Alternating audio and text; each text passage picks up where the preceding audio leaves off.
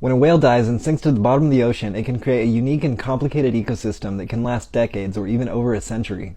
If it sinks in shallow waters, scavengers can take care of it pretty quickly. But when they fall to really deep depths, they can create an oasis of life in what could otherwise be called an underwater desert.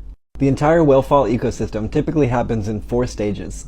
Stage 1 is called the mobile scavenger phase. Things like deep-sea sharks and hagfish feed on the soft tissues of the whale carcass. This stage is relatively short, it lasts about 2 years.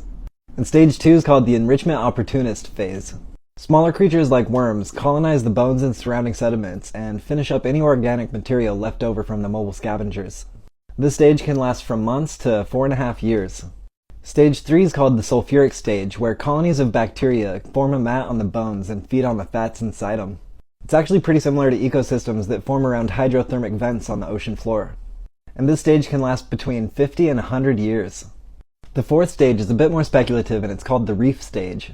Basically, the skeleton forms a semi-permanent structure just like a reef, and suspension feeders can latch onto the skeleton and catch whatever floats by.